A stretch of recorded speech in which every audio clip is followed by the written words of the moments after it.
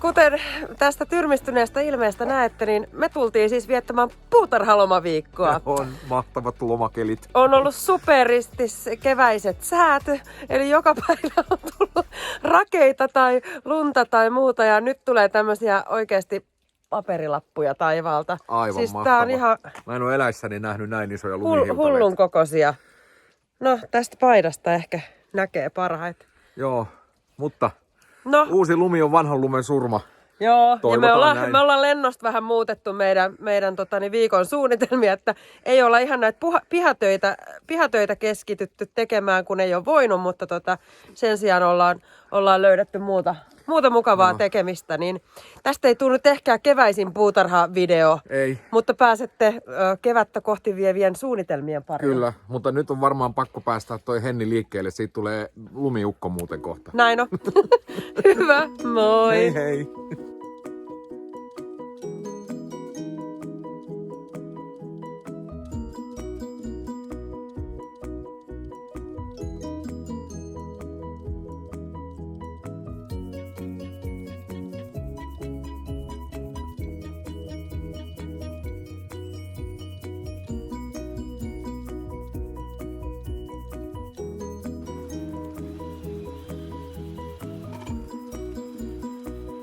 Kevätsää on aina mukavaa.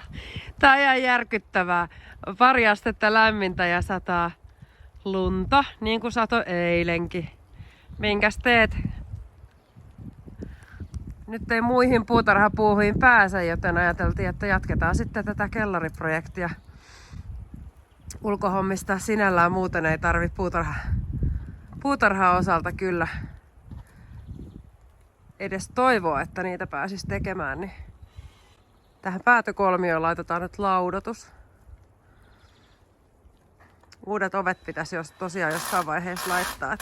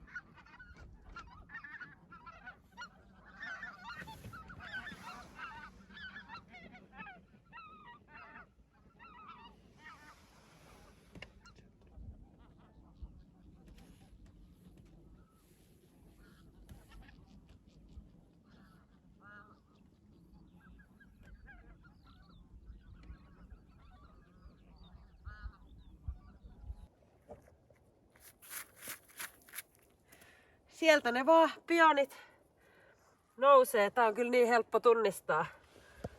Punaiset versot. Ja tää on aina hämmentävää, miten rikkaruoho voi näyttää talven jäljiltä näin terhakkaalta. Tää on tämmönen oikein tosi vanha tässä pihapiirissä aina ollut pioni. Vaaleanpunainen, erittäin kerrattu ja tosi kaunis. Se voi hyvin. Ihanaa. Mennäänkö kattoo ruusuja?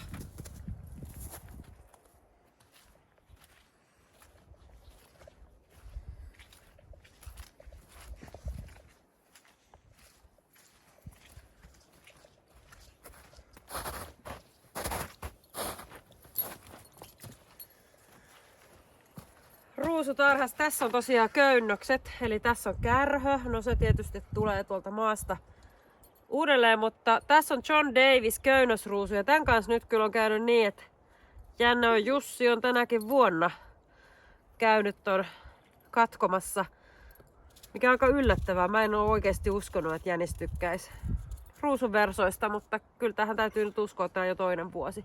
Et omaa tyhmyyttä, kun ei verkotettu. Itselle nyt muistiin, että täytyy tehdä se, mutta ihanat verson alut täällä. Eli tää voi todella hyvin. Ja köynnösruususta ainakin oma havainto on myös se, että kyllä se 2-3 ensimmäistä vuotta niin sanotusti juroo ja tuntuu, ettei sieltä mitään nouse. Tää on nyt ensimmäinen vuosi, kun näin aikaisin keväällä täältä voi todentaa, että ruusu on hengissä ja se puskee versoa. Muut ruusut on täällä vielä talvensuojaturpeen alla, mutta täältäkin näkyy nyt vihreitä alkuja ja sormustin kukkia tänne viime vuonna. No toi on nokkonen, mutta sormustin kukkia istutin siemenistä, kasvatin ja niitä tänne toin, niin ajatus on se, että ne saisikin täällä kasvaa sitten ruusujen kanssa. Mut vielä on paljon lunta, että odotellaan sulamista. Ai, kyllä tää vaan on ihanaa kevät. Ja viimeinkin on tämmönen päivä. Aamulla joku heräs aikaisin, niin linnut laulo. Koska tässä oli välillä jo niin kylmää, että tuntuu, että muuttolinnutkin päätti, että me mennään takaisin tai ollaan hiljaa ja mennään jonnekin suojaan. Mutta huomiseksi on taas luvattu myrskyä ja yö on ollut yllättävänkin kylmää, useampi aste pakkasta. Mutta eipä silti. Ajatelkaapas näin, että 3 viikon päästä on toukokuu. Mahtavaa.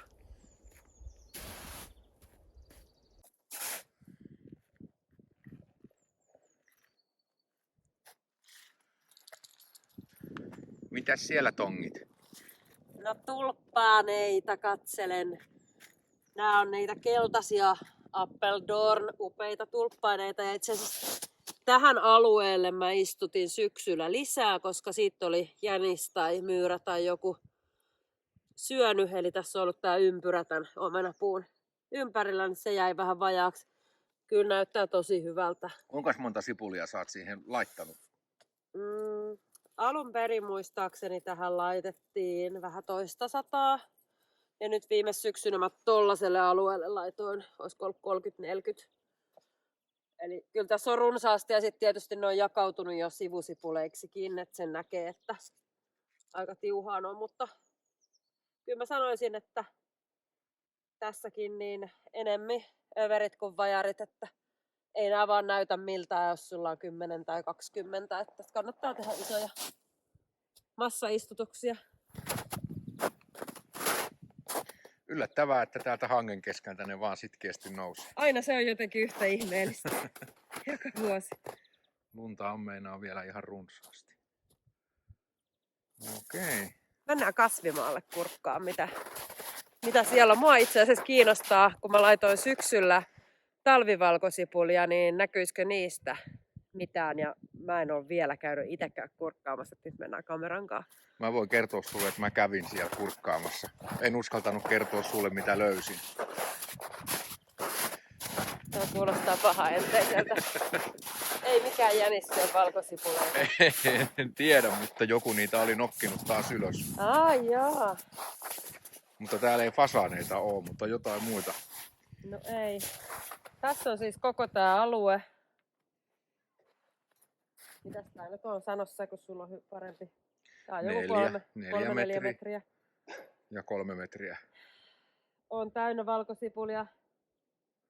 Aika tiheeseenkin istutettu ja sitten niin kuin tässä näkyy, niin mä tosiaan heittelin tänne kananmunan kuoria kalkiksi, mutta ei täältä vielä mitään näy. Mutta katoppas tonne päin. Mutta eipä täällä vielä mitään pitäisi näkyäkään sinällään. Joo, sinne mä jätin viime vuonna, heitin itse asiassa kesäksi. Kesällä mulla oli noita jäänyt itusipuleita, siis pieniä niitä valkosipulin tavallaan siemeniä. Ja mä heittelin ne tänne penkin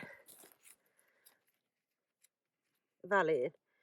Ja ne on saanut kyllä hyvän alun. Mahtavaa. Niitä näyttää nousevan tuolta.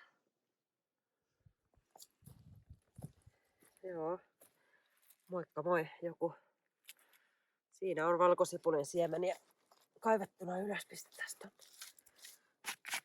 Ei tää on niin nokonuukaa nämä istutusvälit ja syvyydet, niin kuin ei se luonnossakaan. Se just valkosipuli toimii tolla tavalla, että se heittäisi ne itusiemenet siihen ja that's it.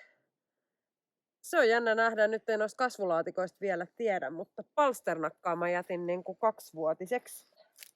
Tää laatikko on ainakin niin täynnä jäniksen papanoita, että voipi olla, että on mennyt parempiin suihin, mutta nähtäväksi jää.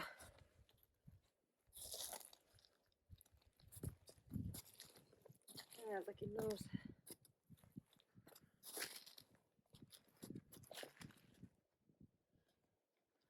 Mutta kasvimaa on kyllä jo mukava huomata, että se on sulanut keleistä huolimatta.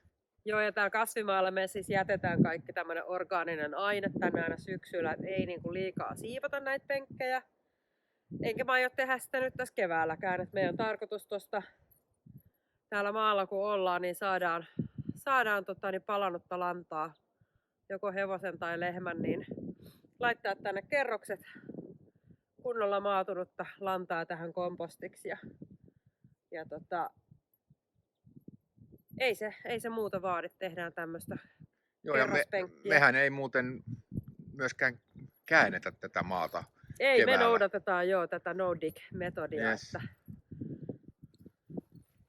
että mitä vähemmän koskee siihen. Ja mähän tosiaan siis viime vuonna istutin tänne matoja, että mulla oli matokomposti toissa talvena ja oletan, että madot ovat tehneet erittäin hyvää työtä ja niitä tulee täältä löytymään sitten, kun hommia täällä tekee. Ja tosiaan katteena ollaan käytetty heinää,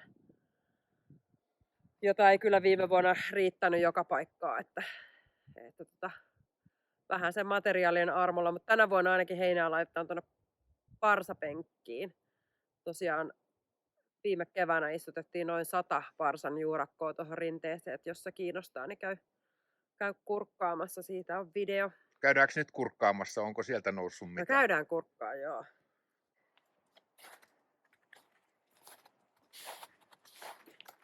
Tässähän sitä parsaa nyt on sitten 2 riviä. Tästä tonne ylös kepukoille saakka. Itse asiassa tuolta takaa asti kepukoille saakka. No, täällä on vielä ollut niin paljon lunta ja kelit on ollut mitä on ollut, niin täällä meidän parsapenkissä ei kyllä näy eloa vielä. Ei ollenkaan. Viime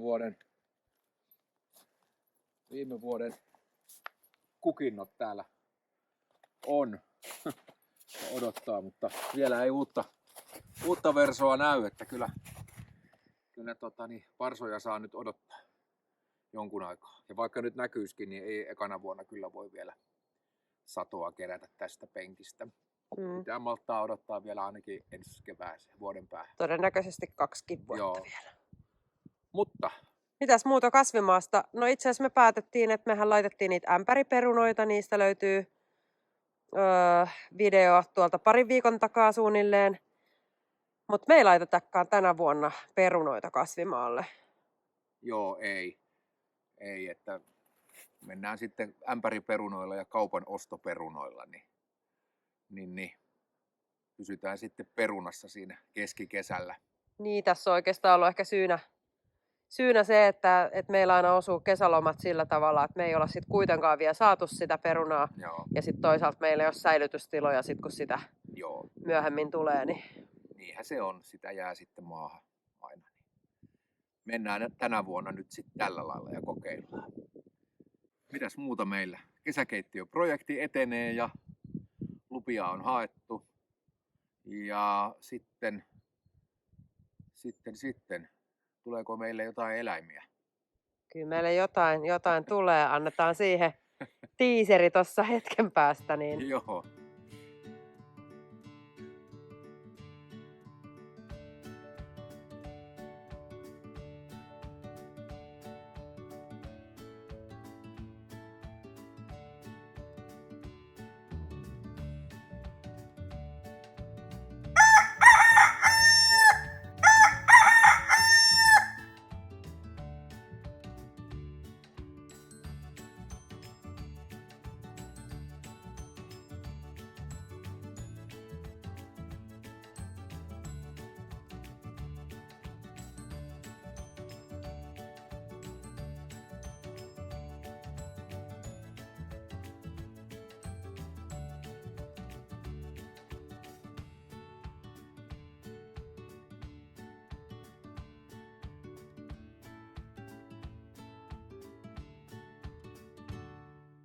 tässä ollaan muuteltu vähän suunnitelmia tämän viikon aikana, että mitä me tehdään vallitsevista sääoloista johtuen. Näin on.